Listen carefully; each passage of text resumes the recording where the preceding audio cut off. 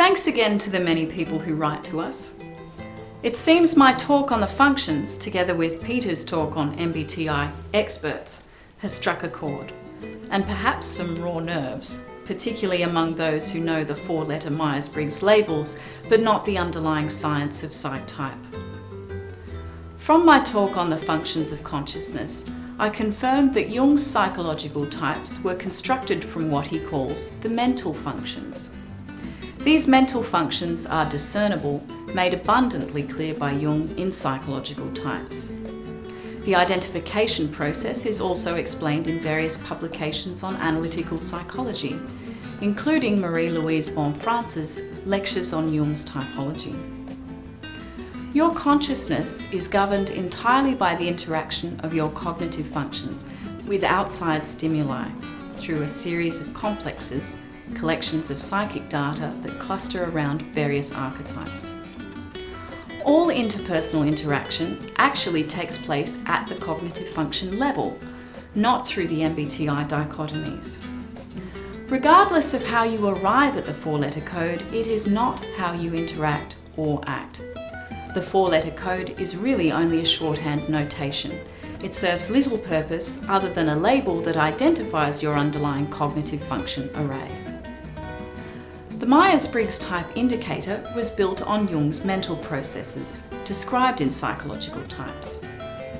The ultimate aim of the indicator is to reveal these mental processes, the cognitive functions a person employs. The main reasons indicators can get it wrong are persona, stress, and personal development.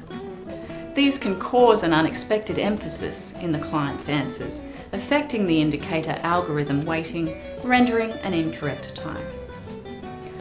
Validation of the indicator is when the practitioner should confirm the cognitive functions in use and share with the client examples of the functions in their modus operandi.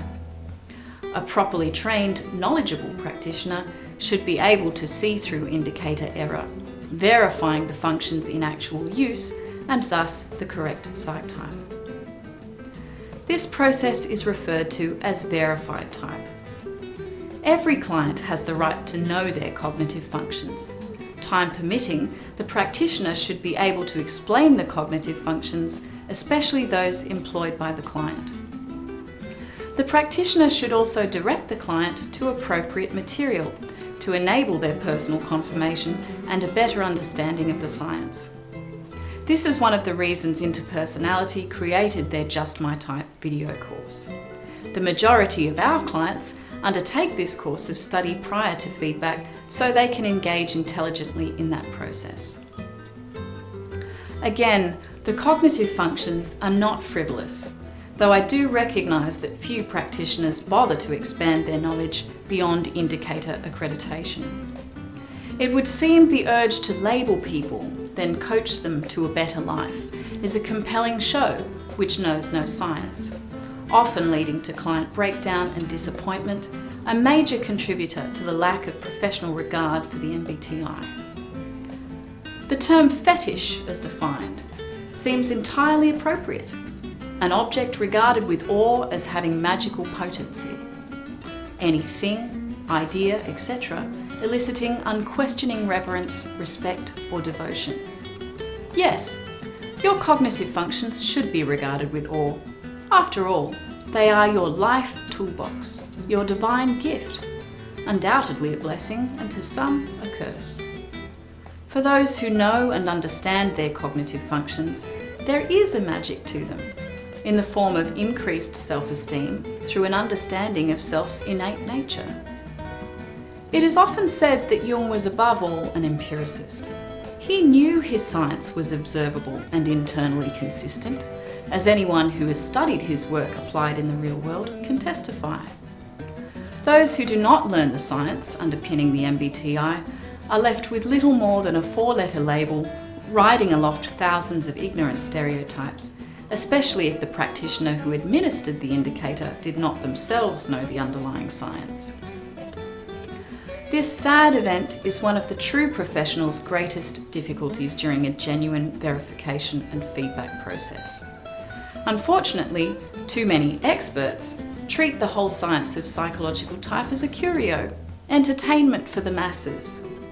Any wonder so many onlookers trivialise the MBTI, doubting its validity and reliability. The MBTI is not simply fun. It is a serious, well-researched questionnaire, albeit controversial. That doesn't mean that learning about type can't be enjoyable, but it's intended to have meaning and purpose.